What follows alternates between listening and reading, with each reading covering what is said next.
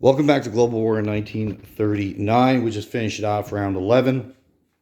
So at this point, we're going to call armistice, and this will be the end of the war.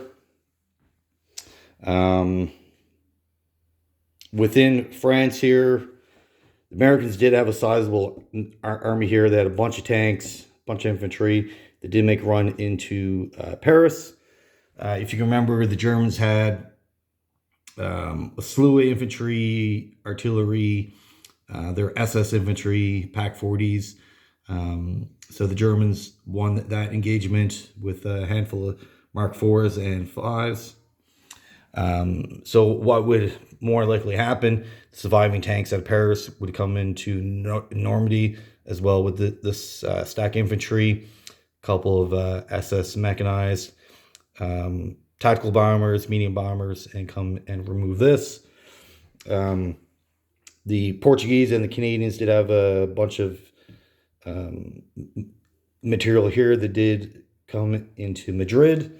The Spanish had a tactical, fighter, armor, artillery, and about 4 or 5 infantry. The British even utilized their Air Force to come in and to assist, leaving them no choice but to land here. Then the Italians came and removed their Air Force. So IPP-wise, this was not favorable for the Allies whatsoever. Yes, they did win the battle, but the amount of material and soldiers and Air Force that they lost, and result of it, they were almost better off leaving it alone. The Argentinians did get activated, so it gives the Axis some more infantry, another coastal battleship, a cruiser, and another transport. So this destroyer will come and occupy this box, removing $2 more from the UK, reducing their income even further. The infantry here will move up into the rest of Brazil, removing those territories. The Italians had 4 infantry here, came down, landed 1 here, 3 here. So one Italian got removed, as well as the lone Brazilian infantry. So South America is secure, Africa is secure, minus these 3 infantry for the U.S. They're completely cut off now from. There's no way for them to get rescued, really. So the Italians will build some infantry, a couple of armor units, and slowly work their way to remove these guys, as there's no real threat. The Americans will come remove this territory, and the Italians will just recapture it.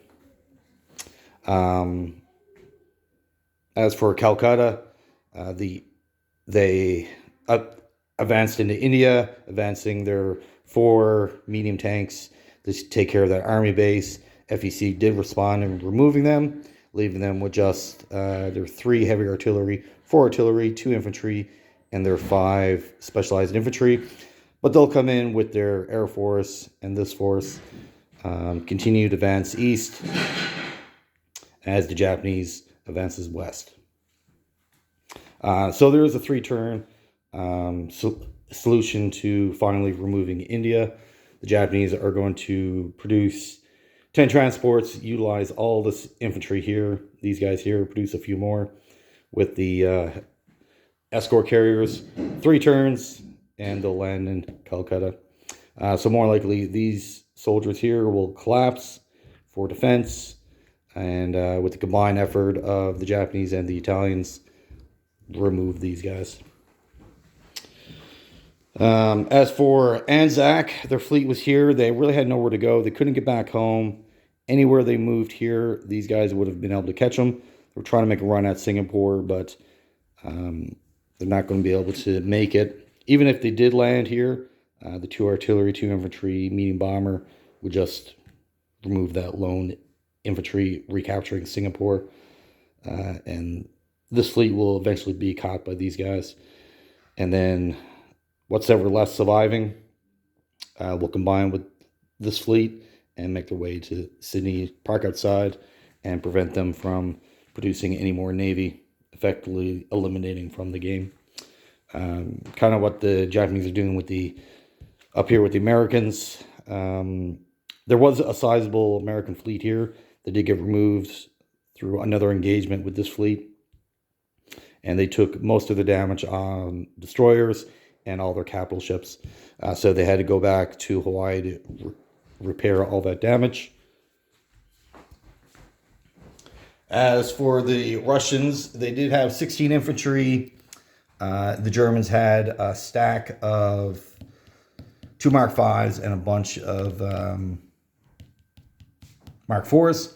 They did go in and try to do as much damage as possible. They didn't think they would win, but they just wanted to weaken them as much as they could. So they didn't retreat. They fought to the last man, removing 14 infantry. So in order for the Russians to rebuild that, it would take quite some time, as right now they only have $8 or only producing 8. 3 of these are going to get removed. That's going to get convoyed, so they'll just be able to produce 1 infantry a turn. So they're effectively out as well. So the armistice has been signed, allowing these guys to survive. This will be converted back into German hands. This will be removed, and these guys will be allowed to return home as well.